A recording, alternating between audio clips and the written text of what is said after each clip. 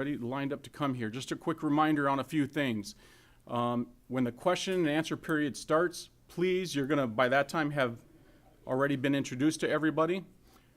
Please introduce yourselves and the media organization you're with just after the first question. Second question on, that'll be fine. The other thing is I've asked the speakers to repeat your question. We are live streaming this, and that'll make it easier for those who are watching it online to understand what's happening. That also gives you guys a chance to clarify just to make sure that everybody's on the same page being answered that. Any questions before I bring everybody out? Everybody has a speaking order. I think Deputy Director Longacre went through that, correct? All right, sounds good. Thank you. All right.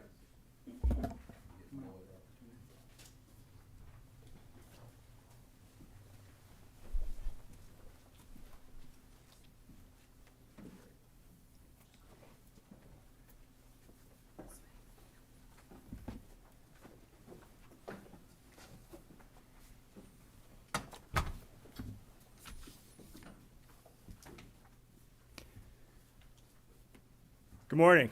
I'm Bob Jacobson. I'm the Commissioner of Public Safety. It's my honor to serve the state of Minnesota and Governor Walz and Lieutenant Governor Flanagan. I want to thank them and all the state agencies who are here today and truly who have been here since last week when residents and businesses throughout the state started feeling the pressure of all this rainfall. Many of us saw firsthand the impact as we traveled last week to hear from those directly affected by damage that the rains brought. We know that Minnesotans are resilient and often see the best and the worst of what Mother Nature has to offer. And when property or homes are in danger or destroyed, as they have been over this last week, it can be very scary and it can be unnerving. In Minnesota, however, we know that we have experience with flooding, and we have a strong network of resources to support each community to ensure all residents are safe while our communities can recover. Those resources are both short-term and long-term help. We know our first responders are doing an incredible job answering the calls of help from our communities, and volunteers are stepping up as they always do. The state is stepping up to fill any other gaps.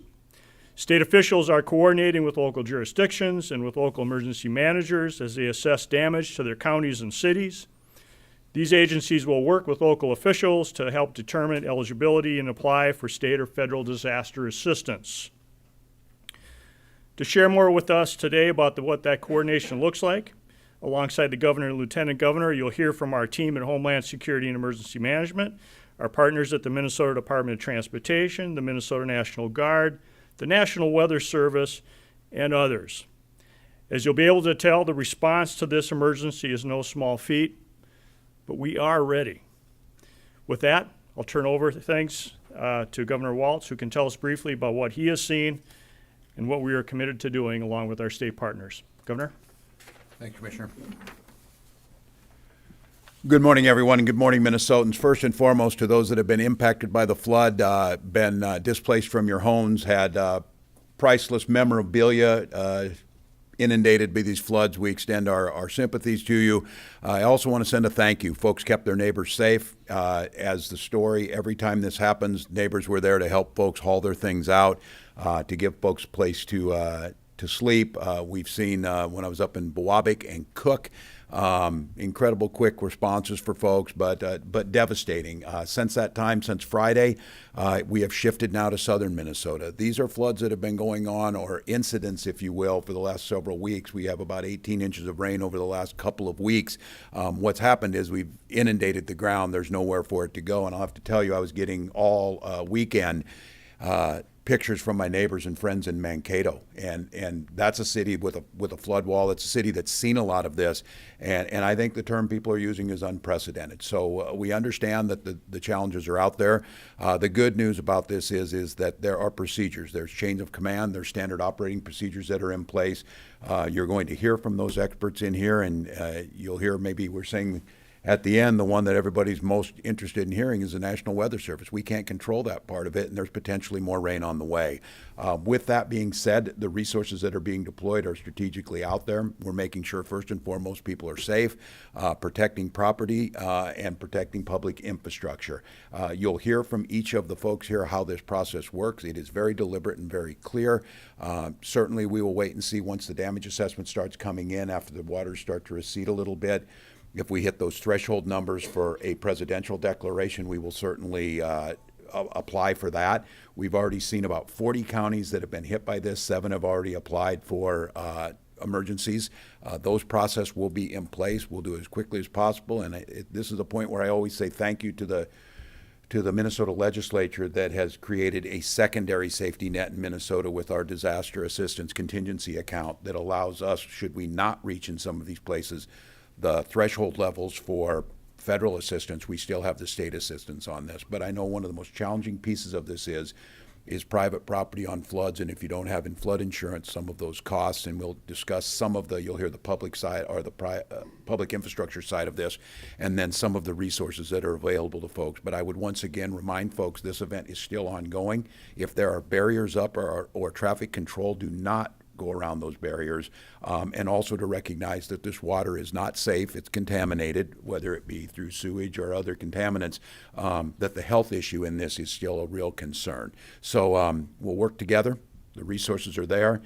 You'll hear on the deployment what happens with the National Guard coming in to assist on all of the other resources that are there. But I would just send a final note. It was the St. Louis County folks up there, the first responders, just incredible work that's being done up there and across the state. These are folks that are, in many cases, have their homes threatened, but they're out there helping their neighbors. They're out there using their training. And at this point in time, and we want to keep it this way, that we've had no serious injuries and certainly no deaths involved in this very widespread event. And I would close before I turn it to Lieutenant Governor. As we think about rebuilding after this, which we will do, and which we do as quickly as possible, we need to think about the resiliency that we built into this. We were just discussing 169 as we raised that highway a few years ago because it would always close between Mankato and St. Peter. It's threatened as of this time, but it's still open. So I think as we see these chaotic climate events due to climate change increase, we need to think about how we're building back more resiliently. With that, I will turn to Lieutenant Governor Flanagan.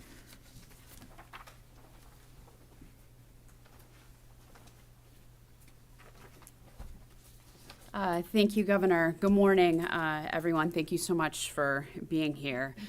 You never know what you're going to get with Minnesota weather. This year, we are dealing with floods caused by intense storms. Last year, we saw drought conditions and wildfires.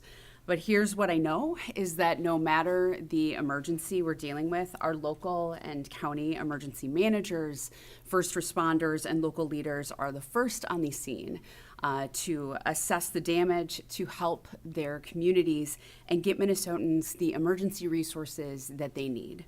I'm grateful for folks coming together, and I'm extremely proud of the work that you do every single day for Minnesotans during our most challenging times.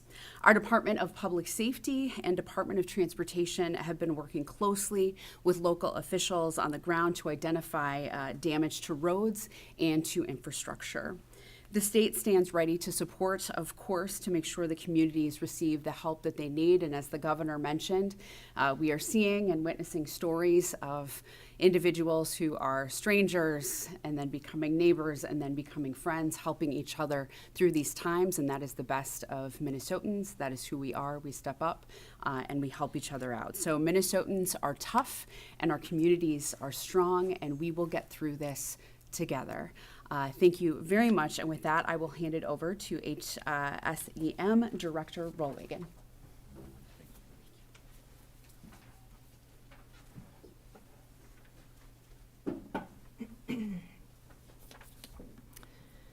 Well, good morning. My name is Christy Rollwagen. I am the Director of Homeland Security and Emergency Management for the Department of Public Safety. And thank you, Governor and Lieutenant Governor, for your encouraging remarks today. I also would like to echo the same sympathy and thoughts and prayers that the governor has offered this morning for these impacted communities. And I'd like to also echo our thanks to the hard work of the local first responders over the last couple of weeks. It's been a challenging couple of weeks for weather in the state of Minnesota. The recent partial activation of the State Emergency Operations Center has allowed Minnesota Homeland Security and Emergency Management, as well as its partner state agencies, to coordinate a one Minnesota effort to support the affected local governments and communities.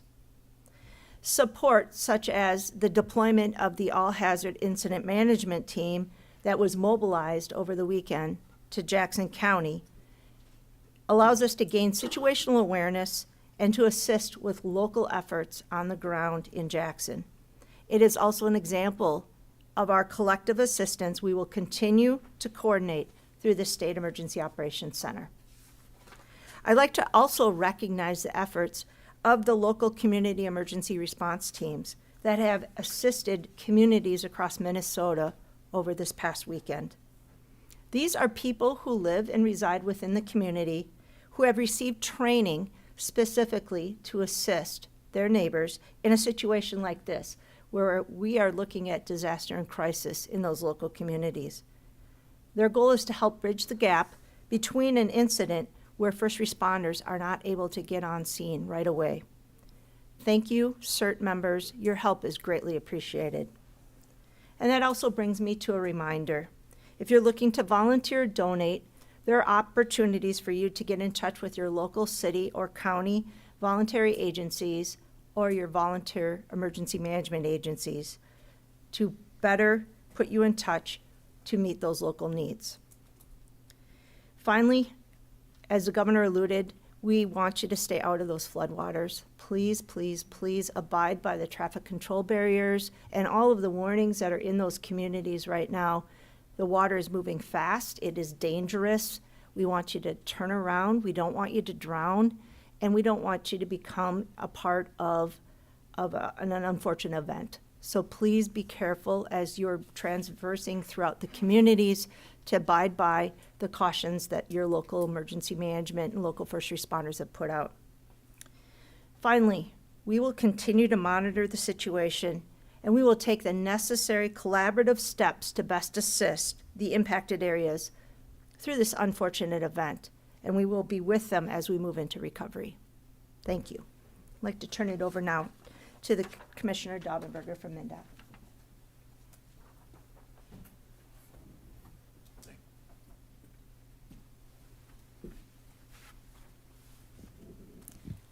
Hello, everyone. I'm Nancy Daubenberger, and I'm the Commissioner of the Minnesota Department of Transportation. Pleased to be here with you today, and I also want to echo my sympathy for all those impacted by these floodwaters and say a special thank you to all those responding and appreciate their staying safe out there. MnDOT continues to work closely with our agency partners and monitor state highways around Minnesota due to flooding and identifying damage by heavy rains. And although floodwaters are still rising in some locations, and they will continue to do so over the course of the week, they are receding in other areas. Damage assessments have begun. Detailed damage inspection reports have begun in the northeastern part of the state, and in the southern part of the state, we're focused on identifying sites and ensuring public safety, and those areas will also need to go through the more detailed damage assessment after the floodwaters recede. If you're traveling, please check www.511.org before you go, or check your 511 app if you have it downloaded for changing conditions. Conditions are changing rapidly. Roads may be closed or restricted without warning. And just important to note that 511 shows the state highways, but county, city, and township roads are not depicted on there. They could be closed due to flooding as well. And so please check with your county, city, and township for their road conditions and any travel guidance that they have as well. Additionally, drivers should be alert for potential mudslides and use caution if encountering debris on roadways. As Director Rollwagon noted, and I want to underscore too, when a road is closed, it is not only dangerous, but it's illegal to travel in those areas. Motorists can be fined, but also if travelers need to be rescued from a closed road, other expenses and penalties could apply. So again, please visit 511, and again, or get the free app for your smartphone for real-time traffic and travel information on state highways, including road closures and detour routes, and please stay safe out there. MnDOT crews will continue to monitor flooded highways and bridges and will open them as soon as it is safe to do so. Your safety is our top priority. We'll inspect highways and bridges for damage and ensure they're safe before opening them. We know our local agency partners need our support at the state level. MnDOT maintenance employees are assisting with equipment operation and sandbagging in LeSueur County, and we're in daily communication with our local partners as they assess damage and ensure public safety on the local roadways. And we connect with them in order to understand the extent of damages and what their needs are. So thank you again. Please use caution and do all you can to keep yourselves safe out there, our road workers safe, and all our emergency responders safe. Thank you.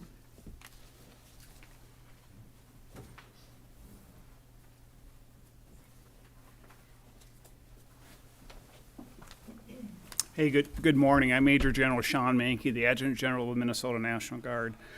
I also would like to extend my thoughts and prayers to everyone impacted by these devastating floods. We acknowledge the challenges you are facing, and we are prepared to help you through these challenges.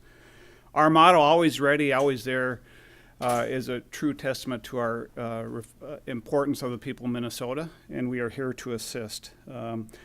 In the past, we have responded to flood operations, particularly in southwest Minnesota, providing critical support through manpower and equipment, whether it be sandbagging, evacuation, or other needs identified by local incident commanders. On Saturday evening, Governor Walz authorized the Minnesota National Guard to support emergency operations, and as of today, we have 46 soldiers who will be supporting the operations in Waterville, Minnesota. First thing this morning, our advance team arrived in Waterville and met with the incident commander, and the remainder of our soldiers should be there no later than noon today to provide critical support manning pump stations to help alleviate the flooded waters in the region. Our soldiers will stay there 24/7 until relieved of this duty, and they are there to support the incident commander as well as the state of Minnesota. Our Guard members are trained and prepared to deploy on short order. We can provide essential resources such as high water vehicles, helicopter support, and engineering assets to help respond to these flood emergencies. We are ready to work hand in hand with the local incident commanders in the state of Minnesota to try and improve the situation. As we monitor the situation closely, we urge everyone to follow guidance and stay safe.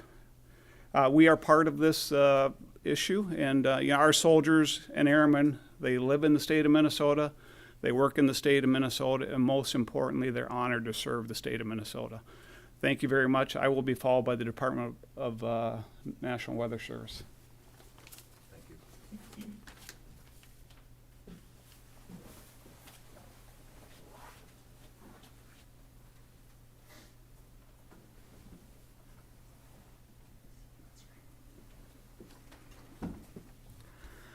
Good morning. I'm Dan Hobletl. I'm the meteorologist in charge at the National Weather Service Forecast Office here in the Twin Cities.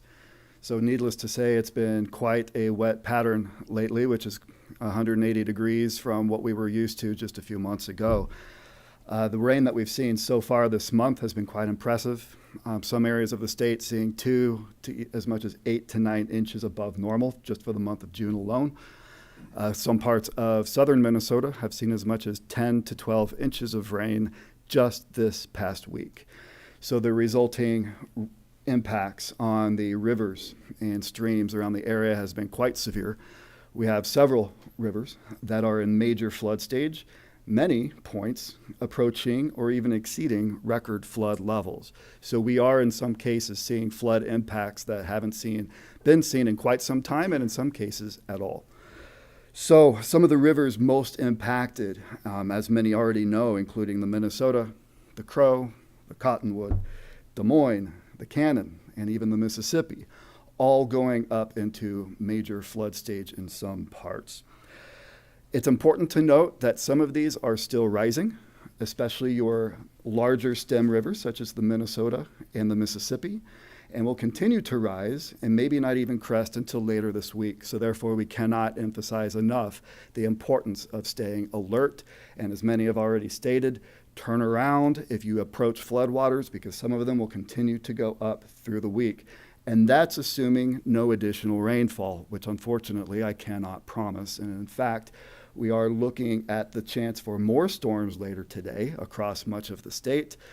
This situation is rapidly evolving, and has been stated earlier, it's a tough situation to predict. We could get a little lucky and not get too much in the way of storms. However, the trends that we're analyzing this morning are not really going that direction. In fact, starting to indicate some severe storms impacting much of the state with some severe damaging wind and, of course, some unfortunate additional rainfall amounts. How much that could be could range from just a few tenths of an inch to maybe an inch or two or even more locally. Where that could fall, we just don't know. And so we have to stress how important it is to monitor things as they play out tonight. Of course, a safety standpoint from the severe wind and any resulting flood. We will, of course, know more about the impacts on flood or on rivers and flooding tomorrow once we see how much has fallen. I do have a little bit of brief good news that the rain will let up for the middle of the week. We will get a break as those rivers continue to rise, but then we are looking at potentially more later this week, particularly Thursday night into Friday. How much falls, where the heaviest will fall, still a little early. Right now, we're not seeing signals that this rain would be nearly as severe as what happened last week, resulting in this major flooding. But any additional rainfall at this point is just going to add to the floodwaters. The ground is saturated. It has nowhere to go. So whatever falls, as little as it may be, will only make things a little worse. Heading even further into the future, we are still seeing signs that this pattern could continue. This is a result of that heat dome you've heard about impacting the East Coast, which has put us on the west side where the storm track is just relentless. Whether or not this continues to exacerbate the flooding problems will yet to be seen. We'll, of course, hope for the best as we go into the weeks ahead, but we will also be equally prepared for any additional impacts that could occur heading into the weeks and hopefully not months ahead, but we will just have to see how that goes. Thank you. Well, thank you all, and you're hearing the reality of the situation, and I think even like here in St. Paul, as of now, water levels are right between minor and moderate flood stage at about 14 feet. Major flood stage is 17 feet. We're predicting later in the week to be at 20 feet. So just to start wrapping your minds around this, in some cases, as we said, these are unprecedented, not seen before type of events that are coming on very quickly. The good news is the resources are there. The communities are ready. We will do all we can on the preventative side of it. And then I know people want to try and get back to normal as close as possible. That assessment stage, crop damage, crop assessments, all of those things, road damage will start to happen. But our commitment is to keep people safe and to rebuild. With that, any of these folks up here would be glad to answer a question. If you could be specific of who you want, it might help. Governor, how much money, you mentioned the fund at the beginning, and so I don't know, Michelle Wilson, from the Start Tribune. How much is in that? Yeah, there's $26.24 million in that right now. I want to thank the legislature this year. This is something that's been around for a while. I've used it a dozen times a year. I'm able to authorize if the request comes in, we assess it. I'm able to sign off and get the money to the counties. That reimburses 75% of the county's costs. The good news was the legislature this year, we asked for this and they did it.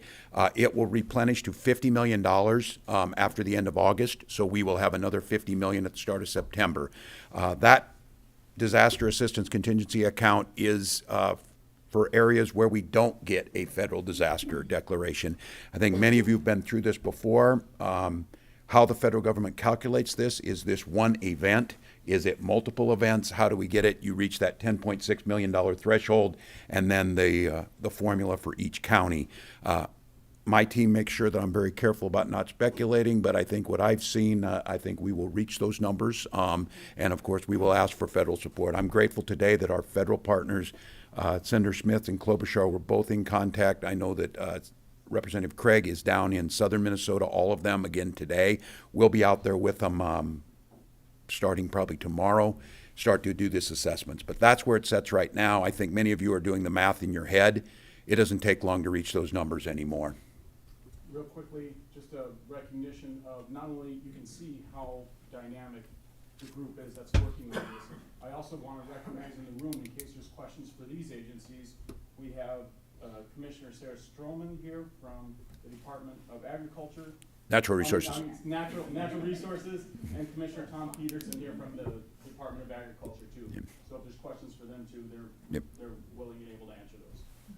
Governor Ellie Roth with NPR News. Do you have any update on the Rapidan Dam near Mankato? There's news sites down there are reporting that officials are concerned about the integrity of the dam. Any update on that? Yeah, the question is about the Rapidan Dam, which I'm very familiar with in that I do not have any current update on that. I know the structural integrity of the dam has been a question for a long time. The removal of the dam has been a question that's been up there. I don't know if anybody with the agencies has anything further that would come from, you know.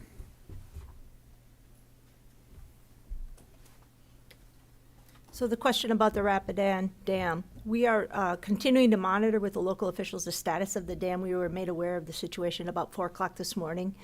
We're also looking at the communication cell towers in the area and working to get resources down there to support cellular communications. Right now, the integrity of the dam is intact, but we will continue to monitor it and be aware of what's going on. What were you notified about at 4 o'clock this morning? Concerns over the status of the dam and the communications equipment. Quinn Gorham, bureau reporter for stations in Rochester, Duluth, Fargo, Mankato, all the ones that are having issues right now. Could we talk a little bit about, obviously we got major flooding projected for here in St. Paul, down in Hastings, but by the time it gets down to Lake City, those projections are a little less minor. I'm sure the Army Corps of Engineers has more to do with that, but how are we able to curtail sort of the flooding that we're seeing further down the Mississippi? Dan, do you want to take that one, or do you? I can try. Okay, and I can back you up.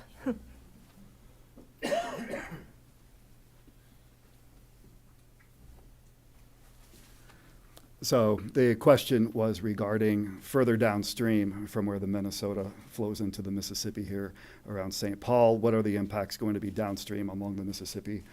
Fortunately, when you're dealing with a river of the magnitude of the Mississippi, it can handle a lot more water. And so in this case, most of the water is being channeled from one particular basin, which is the Minnesota, and that's why we're going to have those impacts in St. Paul. Once it gets into the Mississippi, as you mentioned, we're expecting more on the order of moderate flooding, which is still to be taken seriously, of course. The reason we're not getting into the major is just because the Mississippi itself can typically handle some more. You asked about measures to be curtailed, and I'm not sure if anyone here would be able to answer that. Well, the only thing I would say, and we saw this up in, and this was in Cook, and I think this is where people business owners and homeowners saying they were dry, 4 hours later, they were knee-deep in water, how quickly things happen. What we have now, and we get very familiar with these river gauges from the Weather Service and from the Corps of Engineers, you get a little bit of lead time. We know what's coming on the 28th, and what I'm just shocked by always in learning this is how accurate they are almost down to the hour on where the water's going to move and how high it's going to be.